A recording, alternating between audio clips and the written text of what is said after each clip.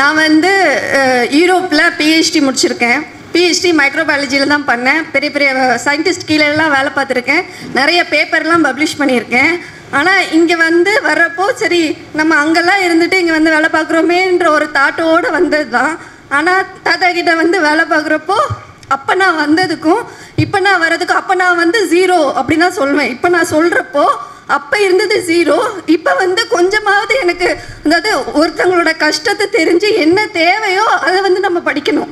அப்படி இல்லாமல் ஏதோ ஒன்று படிச்சுட்டு ஏதோ ஒன்று செய்கிறோம் அப்படின்னு இல்லாமல் நாட்டுக்காக என்ன தேவை, ஒரு இப்போது நீங்கள் வந்து பயிர் வந்து நல்லா வாழணும்னா அதுக்கு என்ன தேவை அதை தான் நம்ம கொடுக்கணும். இப்போ தாத்தா வந்து சொல்கிறாங்க இல்லையா, 2 மணி வரைக்கும் முழிச்சிருப்பேன், 2 மணிக்கு திடீர்னு ஒன்று தோணும் அப்படின்னா காலையில் வந்ததும் சொல்லுவாங்க இது வந்து செய் அப்படின்ட்டு. எனக்கெலாம் அதுக்கு பின்னாடி ஒரு பெரிய சயின்டிஃபிக் ரீசனே இருக்கும். அதை நினைக்கிறப்பெல்லாம் எனக்கு நிறைய வாட்டி கூஸ் பம்ப்ஸ் வந்திருக்கு, புல்லரிச்சிருக்கு. சே இப்படியெல்லாம் வந்து சொல்கிறாங்க. ஏன்னா பெரிய பெரிய படிப்பு படித்தவங்கலாம் கூட அந்த அளவுக்கு ஆராய்ச்சி பார்த்து அந்த நுண்ணறிவு வந்து அவங்களுக்கு வந்து இருக்காது. ஏதோ மேலோட்டமாக பெரிய பிரச்சனைன்ட்டு சொல்லுவாங்க, ஆனால் அதுக்குரிய சொல்யூஷன் வந்து ரொம்ப சிம்பிளாக இருக்கும். தாத்தா சொல்கிறதுக்கு பின்னாடி அவ்வளோ பெரிய சயின்டிஃபிக் ரீசன் வந்து இருக்குது.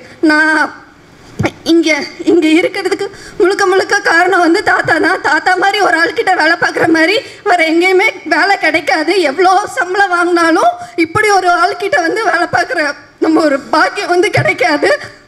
அதுக்கு ஒரு வாய்ப்பு கொடுத்ததுக்கு தாத்தாவுக்கு ரொம்ப ரொம்ப ரொம்ப நன்றி.